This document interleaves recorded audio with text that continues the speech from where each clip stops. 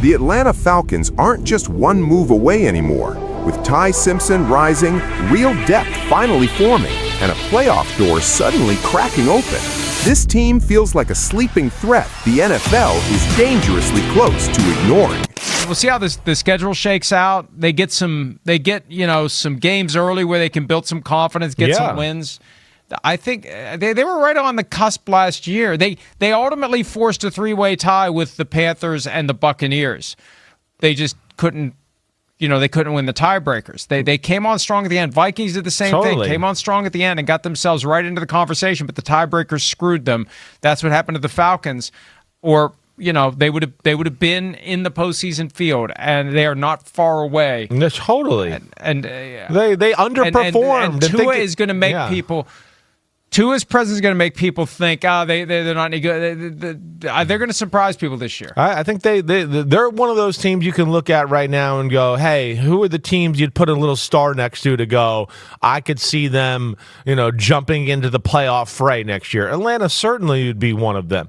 That talent is there. I mean, we saw the Rams were arguably the second best team in football. I mean, come on. I think it's okay to say that. The NFC Championship game might have been the Super Bowl. For the way we saw the Super Bowl and one team totally dominated the game, I feel good to say that I think the Rams were better than the Patriots. I'm sorry.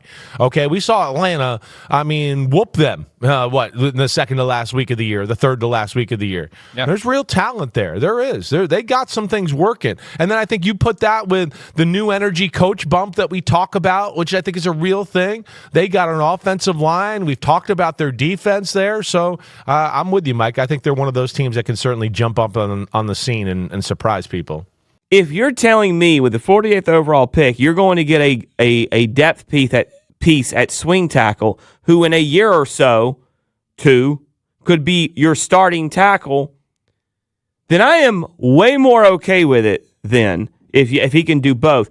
Because the reasoning behind it is, so you're telling me that a spot where you almost were missing both of your starting tackles at one point in the season because Jake had a high ankle sprain and Caleb tore his knee, they're both over 30, that I would go add a depth piece and a guy that could start and play at either position if needed and possibly be the future at one of them?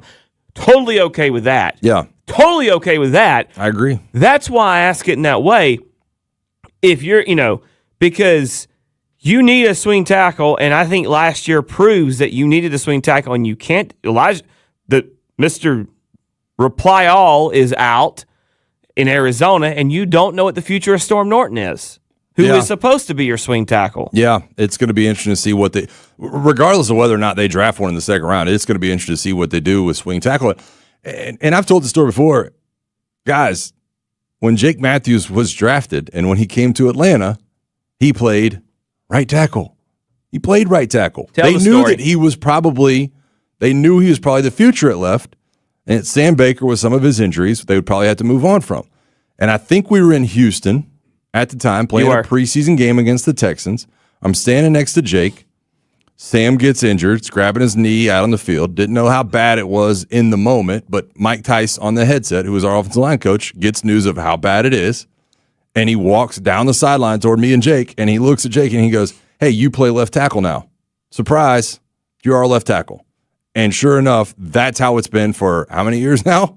Like since that moment, 12. This will be the 13th season, I think. It's crazy. It's crazy, and that's just how quick it can happen. So you can have all the plans in the world for who's going to play right and who's going to develop and who's going to play left and swing. It just sometimes it hits the fan, and you have to make adjustments, and that you have to have a guy in that swing tackle role that is at least formidable if he has to play this year. So before people scream, it's not a need. It kind of is a need.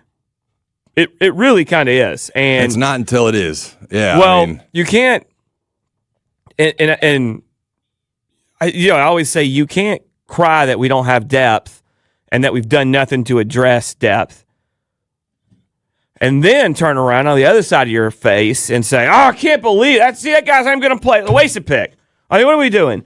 Well, you do build depth through different ways, and they have built depth to me in some positions on the front seven, or rebuilt it from departures with these one-year deals we've seen. And so this would be a future starter or a position you'd look at to become a future starter, that you're also building depth for 2026 and possibly 2027, depending on what happens. Allie, when you asked the question, I've been trying to rack my brain during this segment of a position that I feel like I would be shocked if they selected. That's what I was going to ask. I've got nothing. It might be easier to ask it that way because it feels like things could swing either way, offense, defense. Is there a position you're confident they will not select? I would say right now you're not going to pick a safety in the second round. I'm going to go with kicker. Yeah, that's pretty quality. Running back. I don't. Quarterback? Running. I think no. Is this where I'm supposed to say great analysis? Yeah. Yeah, exactly. I left the door open for you. I'm going to say no. I think if I'm going to get run out of town for this, if Ty Simpson is sitting there at 48, he won't be. If he's sitting there at 48, I would draft him all day long. I'm telling you, I would. I would draft that. I think the Falcons would too. I think that kid is going to be the best quarterback in this draft class. I said Orlovsky I said it before. Catching it all over the place. But here's the thing: Orlovsky criticized him and then criticized Mendoza and praised him during the season. I told you after it was either right before or after the Georgia game. I said I think Ty Simpson's the best college football quarterback right now. And then he got knocked because he hurt his shoulder, and I think it was a lower body injury. He got a back injury. That's what it was. Yeah, he got a back injury, and then I think he cracked his ribs in the final game. I thought all along that he was the best college football quarterback. He looks pro-ready. He makes all the pro throws, and I'm not talking about deep ball crap. But he can make every throw in the field, and he is something we have not had in a very long time. He can move out of the pocket. It'd be so hard to stomach. I mean, look, I like the guy, but can you imagine for this city if you went and selected a quarterback in the second round named Ty Simpson, and you're essentially saying that he's the future of the position? I'm not advocating for it. I'm just saying if he's there, it's hard to say he's not the best player available. At 48. Yeah, I don't think I'm with you. I don't think he won't be there. He's projected to be a late first round pick between like 16 and 34. Yeah. The Jets are gonna draft him. That's what's gonna end up happening. God bless him, because he's living the dream, but it's kind of like the nightmare dream scenario. You remember, we had this conversation 3 or 4 months ago, and the clip kind of went viral of us talking about it because who were we talking about? Dante Moore. Mm-hmm. Remember when Dante Moore was like, "I'm going back to school." And it started to come in full circle of how bad the quarterback class in this draft could be in that moment. That was a guy who could have gone number 2 overall, and he returned to school because he's obviously making a ton of money. And so you start going down the list of like, okay, well then who's next? And Ty Simpson has become that guy. Heard some great things about Carson Beck's pro day this week.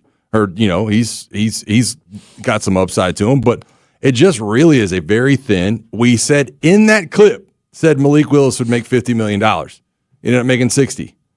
And it's just because there are not quarterbacks out there that you feel like are NFL ready. Do you remember Jeff George? Yeah. Does Carson Beck, I'm not saying he's as big of a jerk as Jeff George turned out to be, especially in this city, but does Carson Beck kind of remind you of Jeff George? Big, strong, huge arm, can do everything you need. Like Carson Beck's pretty good with his legs, but he does things, and you're just like, what was that?